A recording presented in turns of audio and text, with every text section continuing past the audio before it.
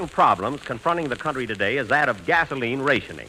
We must all conserve as much gas as we possibly can. Gas? But, boss, we never use more You see, Rochester, the gasoline shortage is not a product shortage. The problem is one of distribution and transportation. And it's up to us to get more miles out of every gallon of gas that we use. But, boss, your Maxwell gets over 80 miles to the gallon now. My car is an exception. Now, Rochester, even in the states where gasoline isn't rationed, people must cut their consumption to the minimum. But, Mr. Benny... They can do this by organizing their shopping to avoid unnecessary trips, driving under 40, and keeping their carburetors adjusted. That goes for us, too. So adjust our carburetor, Rochester. We don't have to, boss. We're using it for a radiator cap. Well, put it back where it belongs. And remember, Rochester, we should all do our bit, because everybody, without exception, is a part of this war effort. Jell-O. The Jell-O program, presented by Jell-O and Jell-O Pudding, starring Jack Benny, with Mary Livingston, Phil Harris, Dennis Day, Rochester, and yours truly, Don Wilson. The orchestra opens the program with Salute to Gardner Field.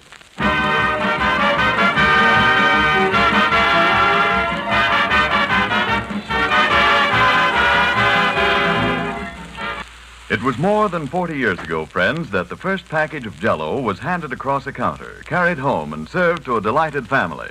And in the years since that first family enjoyed Jell-O, this swell dessert has been many times improved. Now today, it's been made even better than ever, because by means of a new Jell-O process, Jell-O's grand goodness is locked in, protected for your added pleasure. Every package of Jell-O that you buy today gives you extra enjoyment thanks to this new Jell-O process.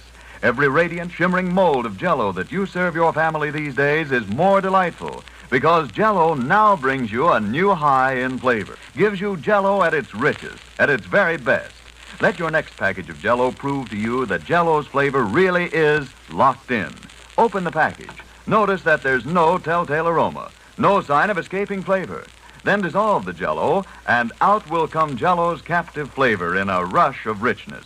Get Jell-O tomorrow. Its flavor is locked in, so it's extra good.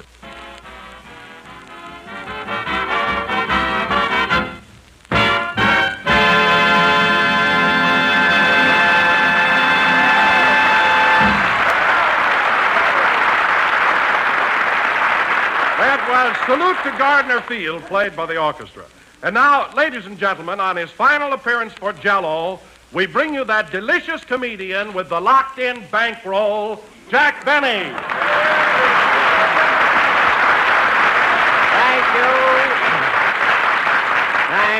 Thank you. Jell-O again. This is Jack Benny, Jell-Oing again for the last time. Next season, it'll be Grape Nuts Flakes. And, Don, I guess you've got a right to be silly on our final broadcast. After 35 weeks, I'm a little slap-happy myself. You're right, Jack. People don't realize how strenuous radio can be. I tell you, I'm worn to a frazzle. Well, Don, you're the biggest frazzle I ever saw.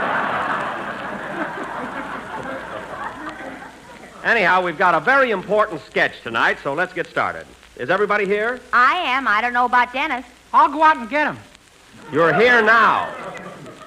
Say, where's Phil, our proud father? He's over in the corner practicing.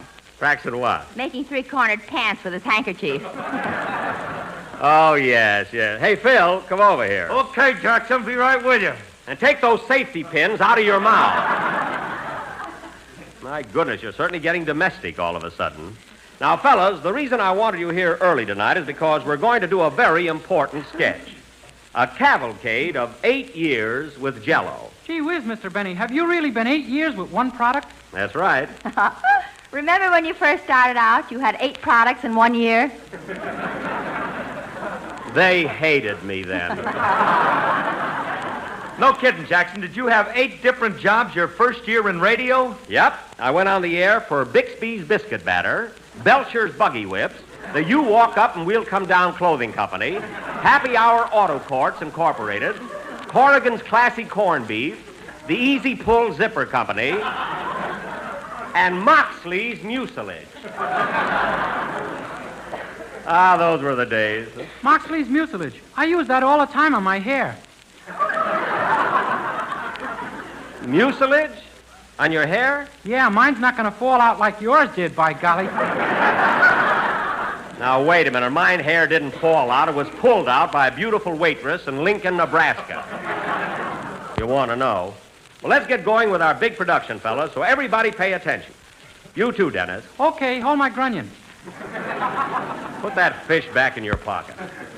And now, ladies and gentlemen, since this is our final appearance for good old Jell-O, we have prepared a cavalcade of 8 happy years with America's favorite gelatin dessert. Some of the highlights which we hope you will remember. Take it, Don Wilson.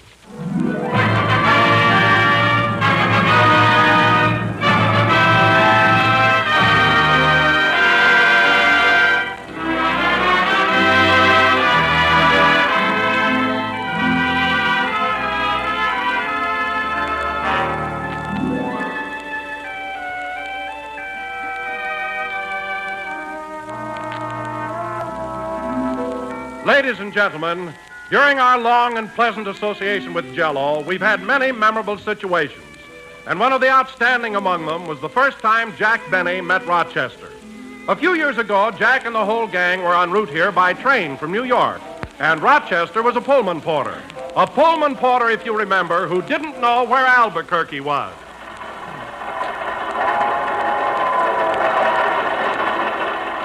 Oh, gee, they were a long trip.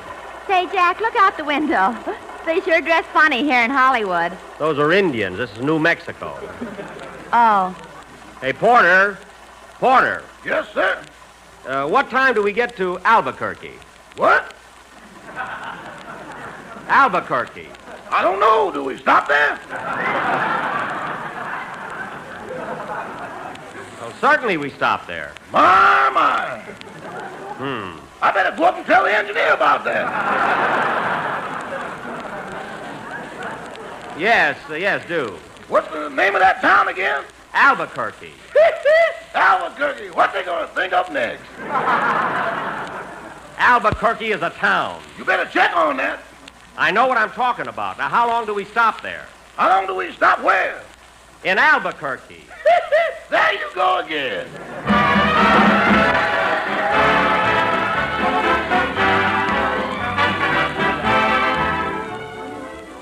And, of course, many of you will remember the series of sketches we used to do called Buck Benny Rides Again. Mary was Daisy Carson, Phil was Frank Carson, her father, and Jack was that rootin', tootin', shootin', galootin' Sheriff Buck Benny. Well, here's the Carson house. Woo, partner, woo.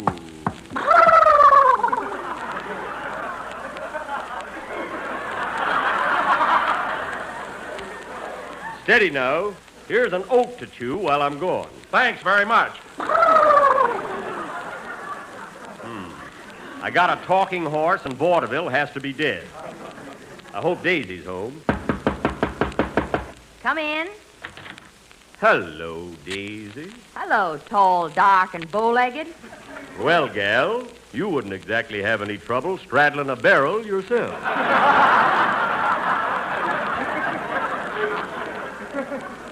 Say, Daisy, how's your pappy?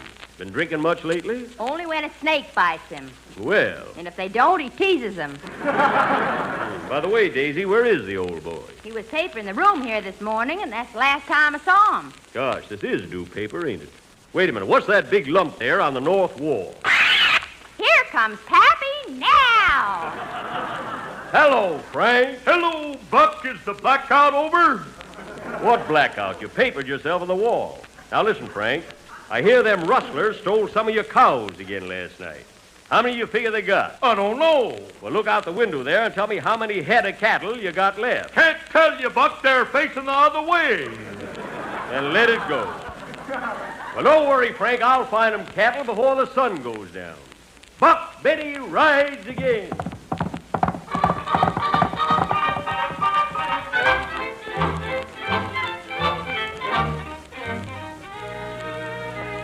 Folks, do you remember the time gravel-voiced Andy Devine took a trip up to San Francisco to join us?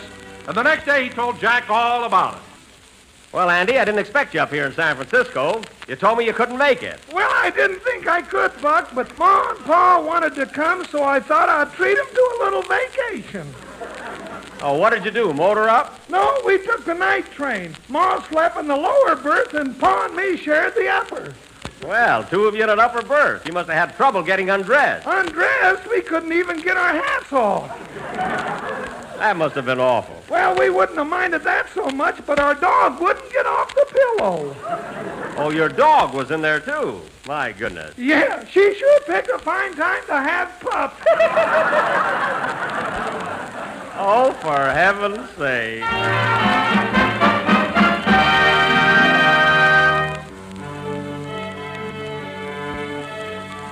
And, of course, the cavalcade of Jell-O would be incomplete without some mention of the Benny Allen feud. It all started when Fred Allen accused Jack Benny of being unable to play the bees.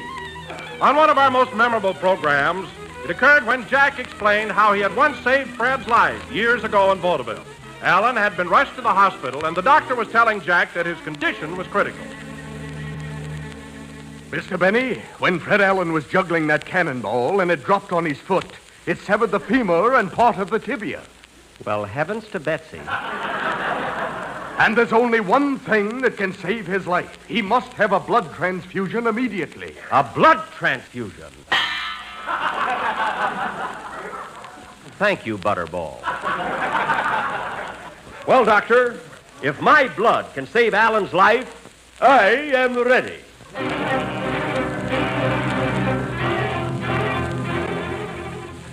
Are you ready, Miss Stewart? Yes, Doctor. Then hand me that ice pick. Wait a minute, don't I get an anesthetic for this? Yes. Oh, nurse, fan Mr. Benny with a herring. You do, I'll snap at it. Make it quick, Doctor. All right, I'll just tap this vein here and attach a hose to it. Go ahead, Doctor. I'm not afraid. I'm in awful pain now, folks. See what I went through for that rat? There we are. All right, Miss Stewart, open the valve and draw the blood. Yes, Doctor.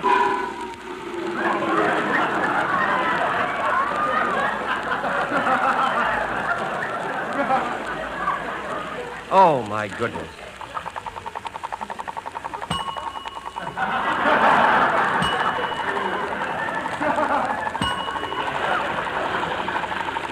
Hey, shut me off! That's not ketchup, you know.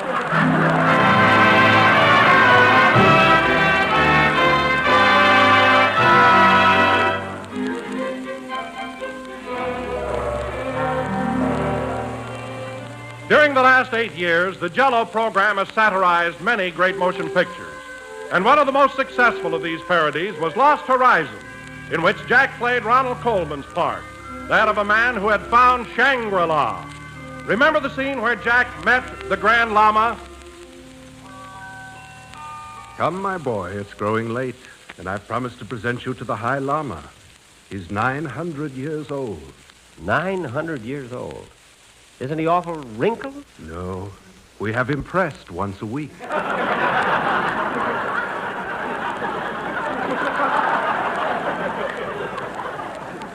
Gazooks. Quiet. The High Lama approaches to greet us. Be prepared. 900 years old. Gee, he must be all dried up. Yes. Don't light any matches around him.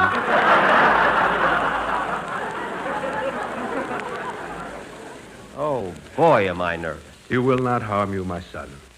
Here he is. Behold, the High Lama. Your Excellency, I beg to present Jack Benny. Your Excellency. Hello, stranger.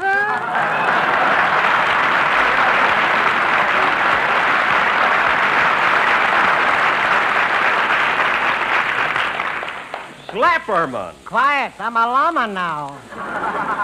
Well, tell me, Slap, how are you doing in Shangri-La? Oh, Jackie boy, am I making money? Everybody here lives to be at 300 years old, 400, 500. There's no limit. I tell you, Jack, I'm cleaning up.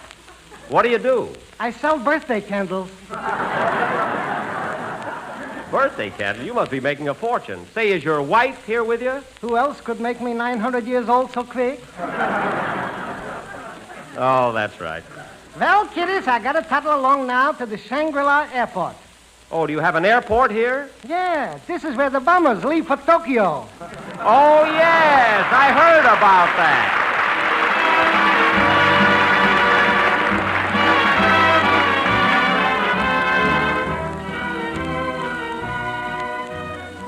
About 3 years ago, a young man named Dennis Day joined the program. Dennis didn't say much in those days. His mother handled most of the conversation. Perhaps you remember his first appearance. Well, how do you do, Mrs. Day? Come right in. Thank you. Come along, Dennis. Well, I'm glad you found the studio all right. Did you take a cab like I told you to? Yes, it was $1.65. Here's the slip. Oh. Oh, well, I don't mind. Then smile.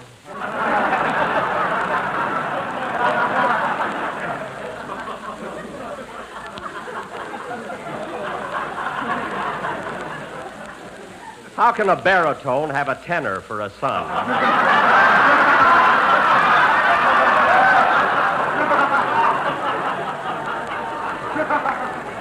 Oh, Mrs. Day, I want you to meet the,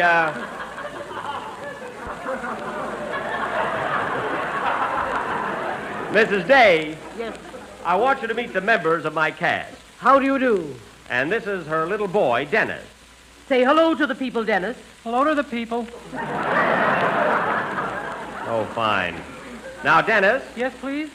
What song have you selected for your debut on the Jell-O program? I'm going to He's sing going to sing a delightful new number entitled When You Wish Upon a Star. Now, before you sing, Dennis, I thought our audience would like to know your age. How old are you? 59, including mother.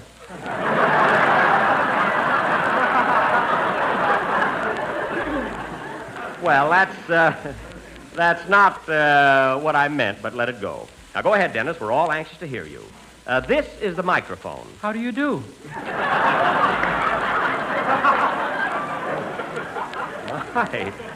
My, you are nervous. Go ahead, kid. Now remember, Dennis, breathe deeply. Yes, Mother. Don't forget the words. No, Mother. And come here. Let me fix your tie. Oh, don't bother, Mrs. Day. You know, this isn't television. You're quite fortunate, Mr. Benny.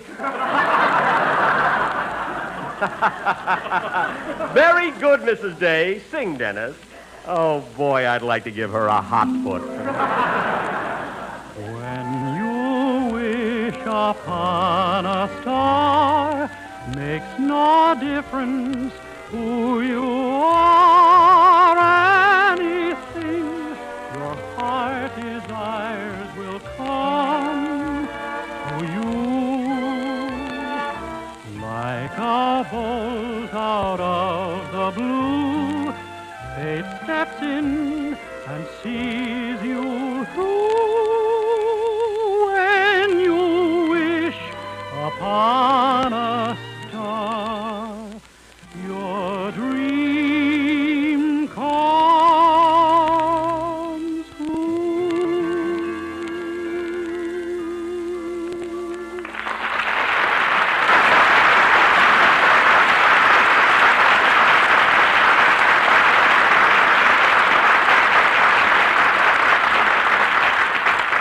That was swell, Dennis. And now for the second chapter in our Cavalcade of Jell-O.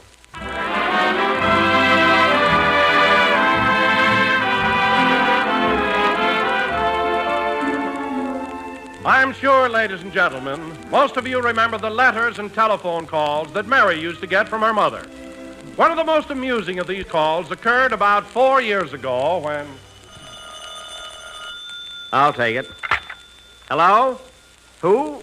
Plainfield, New Jersey? That must be for you, Mary. Oh, gee, I'll bet it's Mama. Yeah, Tugboat Annie is on the wire. Oh, hello, Mama. Gee, this is a surprise. What? You've been listening to the program? How is it? Oh, it does?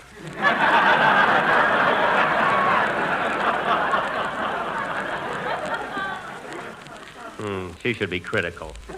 What, Mama? She was thrown out of the Florodora Sextet for having an anchor tattooed on her leg. Look, Mama, we're going to Waukegan in a few days, so why don't you and Papa come to visit us?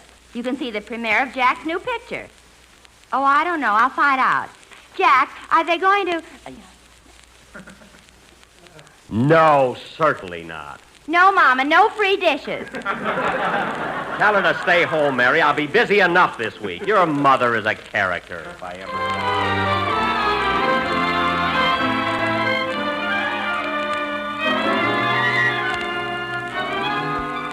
And here, ladies and gentlemen, is a routine which I'm sure all of you will remember. The Quiz Kids were on the show at the time, and right in the middle of it, Rochester called up with startling news. Here it is. Well, what about my polar bear, Rochester? What's Carmichael done now? Well, he was supposed to be sleeping in the basement, and the gas man went downstairs to read the meter. Yes? And all of a sudden, it sounded like feeding time at the zoo. Oh, my goodness. Well, what happened to the gas man? I don't know, but I doubt if we get a bill this month.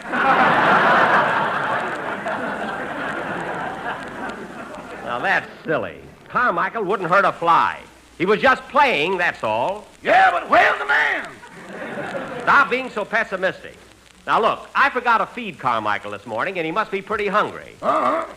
So give him some roast beef out of the icebox. Uh-huh. But don't let him eat too fast. This is his first meal today. His second meal. Where's the man? Forget about the gas man. Forget about him.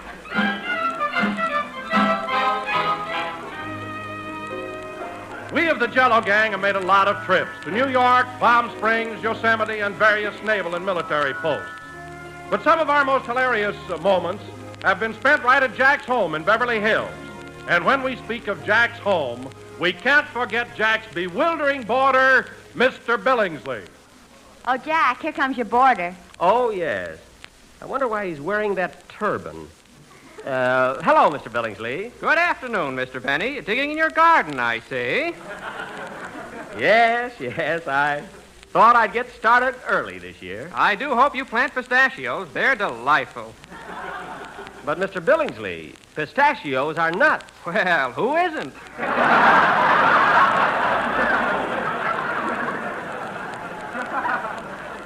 Oh. Oh, I didn't look at it quite that way. Well, goodbye, Mr. Benny. I'm going out for a little stroll. Goodbye. Oh, by the way, Mr. Billingsley, you look just like a Hindu.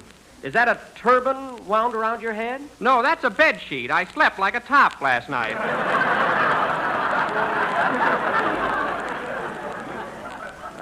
Well, we've got to run along to the studio. See you later, Mr. Billingsley. Goodbye. Goodbye. Oh, thanks. I never touch it. I wish I could figure him out. Oh, well.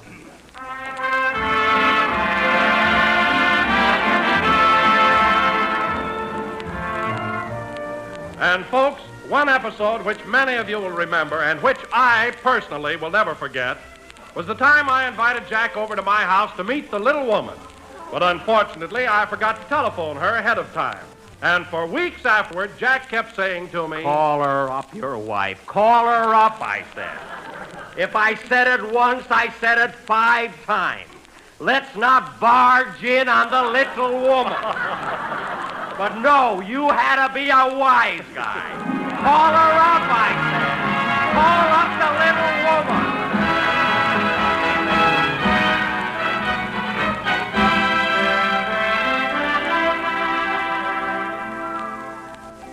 And now, ladies and gentlemen, as our sentimental journey approaches its conclusion, many of you may like to hear again a portion of one of our popular New Year's fantasies. Jack, you remember, always plays the old year in these annual playlists. And as we tune in now, it's almost midnight, December 31st, 1941. And the little New Year is waiting to make his entrance. There's the 4th stroke of midnight. Come in. Hello, young feller. Are you the little New Year? This ain't a sarong I'm wearing. That's good. You're going to need a sense of humor, kid. Come on in. I want you to meet Uncle Sam and his wife, Columbia. Glad to know you, folks. Hello, Sonny. Hiya, Bub. Make yourself to home. Well, son, I hope you brought some good things with you. You'll like staying in this house. It's the finest home on the block. Oh, I'm glad to hear that. Well, you better be moving along, old-timer. I've got work to do. Yep. Might as well be moseying along. But before I go, I want to give you a little advice. First, take good care of Uncle Sam here. Let him get mad when he wants to, but see that he don't fly off the handle. Them gall-darn test. See what I mean? And take care of his friends, Mexico and Brazil, and all his good neighbors in the South, too. And don't forget that Dutch uncle of his. Leave it to me, old-timer. And look, you may have to put out the lights here in the house once in a while, but see that torch at the front gate is always burning. And say, before I forget it, Uncle Sam's got a nephew named Franklin that's taking mighty good care of the old boy. Ain't he, Sam? You darn toot. So keep an eye on him, son, and give him all the help you can. Franklin, huh? I'll write that down. As long as you're writing down names, here's another one for you. Put down Winston. Winston? Yep. Franklin and Winston. What are these two fellows' last names? Ain't necessary, son. Everybody knows them. Anyone else? Well, let's see. You can put down Chiang Kai-shek and Marshal Timoshenko. Nice fellas, believe me, they're just as tough as they are to pronounce. Oh, no, there's a lot more of them, but Sam will give you their names later. Well, got to be leaving. So long, Sam. So long, old-timer. Here I go. So long, 41. So long, Columbia. Keep 'em flying.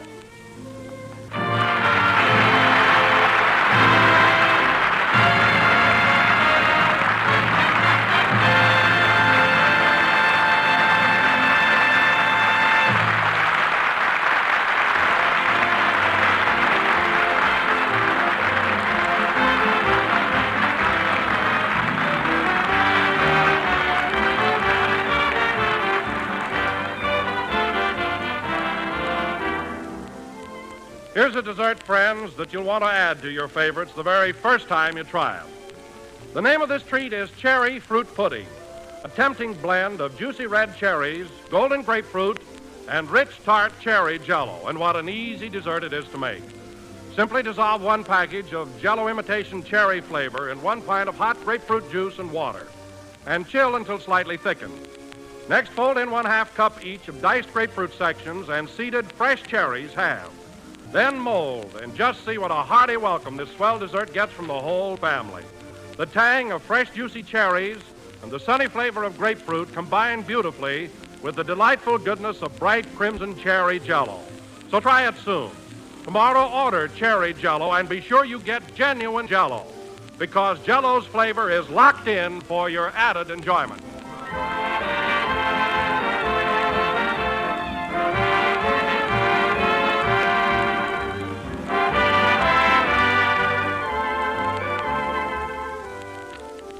Well, folks, that was the last number of the last program that this gang is doing for Jell-O. And we'll be back on the air the first Sunday in October at the same time on the same network, but broadcasting for Grape Nuts Flakes. In the meantime, have Grape Nuts for breakfast and Jell-O for dessert.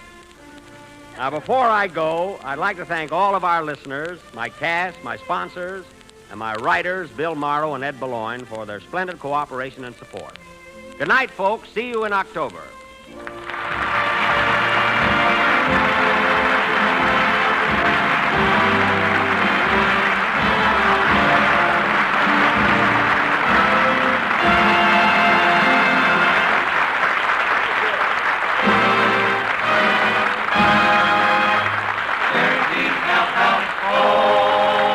The special music heard on tonight's program is arranged by Malin Merritt.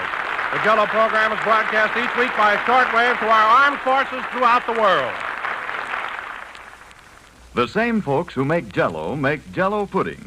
Rich, luscious puddings with a real old-fashioned homemade flavor. There's Jell-O vanilla pudding, a wonderful dessert, smooth, creamy, and mellow, and simply brimming over with the flavor of real vanilla. This delicious pudding makes a grand, creamy filling, too, for pies, tarts, and cakes. And it requires no additional sugar to make. When you order Jell-O, ask for Jell-O puddings. Jell-O puddings are just like Grandma's, only more so. This program came to you from Hollywood. This is the National Broadcasting Company. You've been listening to the OTR Gold Network. Find more classic radio at otrgold.com.